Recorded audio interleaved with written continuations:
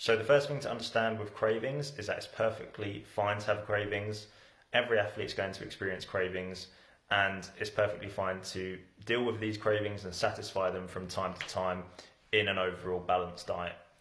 Most athletes will stick to something like a 90-10 rule, where 90% of their diet is made up of nutritious whole foods, 10% of the diet might be made up of what's generally considered to be quote-unquote unhealthy foods, and that balance seems to be good for most athletes whilst sustaining a diet that's going to help them progress over time.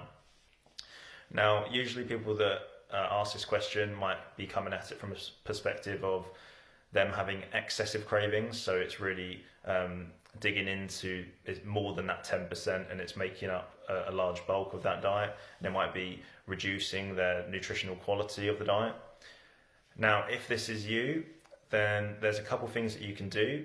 First is to potentially increase the satiation value and the fullness that you get from eating certain foods. So basically focusing on foods that are really linked to increasing fullness throughout the day. These are going to be foods that are high in protein, such as your meat sources, or even vegetable sources of protein, such as beans, legumes, nuts, etc. Also, you can focus on increasing the fiber content of your diet, so increasing the portion sizes of your non-starchy vegetables, also your beans, legumes, foods like that, whole grains as well, whether that's oats, whole grain bread, just examples there. But then you can also come at it from actually trying to understand what your cravings are and why you have them. And this can get into quite a lot of depth and it's hard to go over in one video. But essentially, a lot of people's cravings aren't actually associated with physical hunger. They're actually associated with emotional or habitual hunger.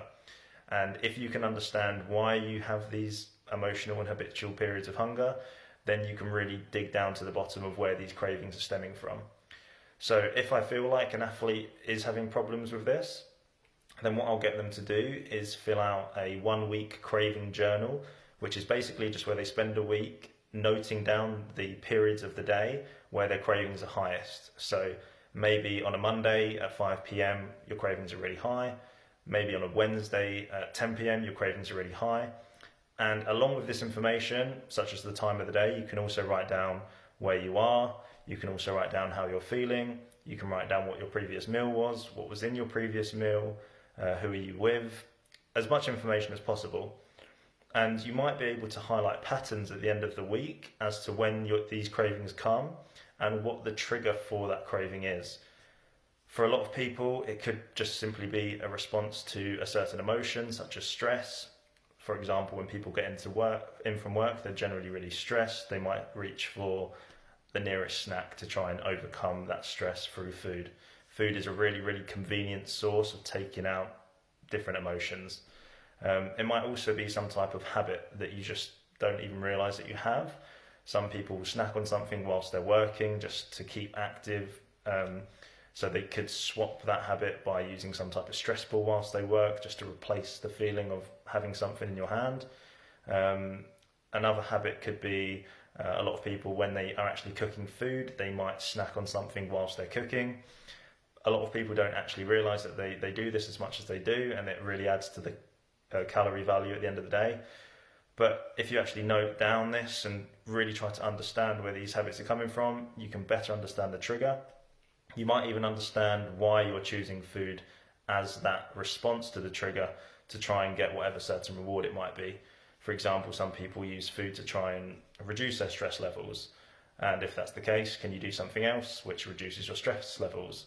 Maybe it is some form of meditation, using a meditation app, listening to your favourite song, listening to a podcast, whatever it might be.